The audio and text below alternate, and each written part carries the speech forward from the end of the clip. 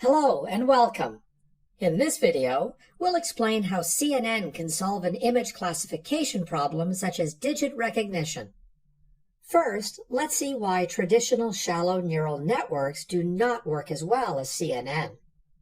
As mentioned before, one of the important steps in the modeling for classification with shallow neural networks is the feature extraction step.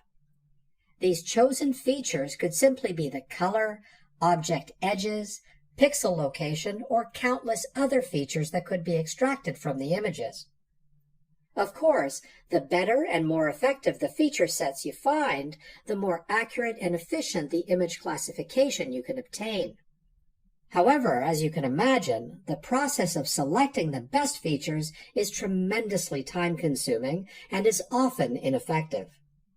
Also, extending the features to other types of images becomes an even greater problem. Convolutional neural networks, or CNNs, try to solve this problem by using more hidden layers, and also with more specific layers.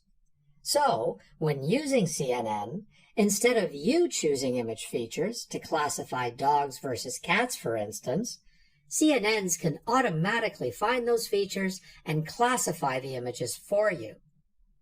Instead of using a dogs and cats dataset, though, let's use a more practical example here.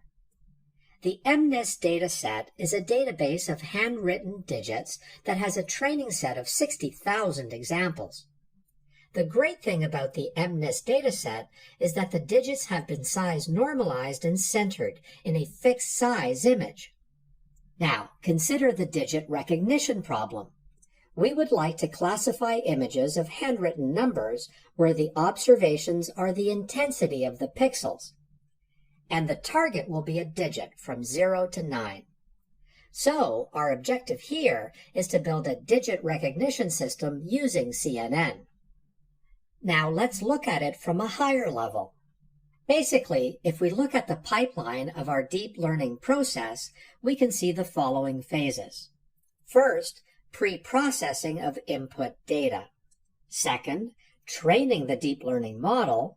And third, inference and deployment of the model. In the first part, we have to convert the images to a readable and proper format for our network. Then, an untrained network is fed with a big data set of the images in the training phase, so as to allow the network to learn. That is, we build a CNN and train it with many handwritten images in the training set.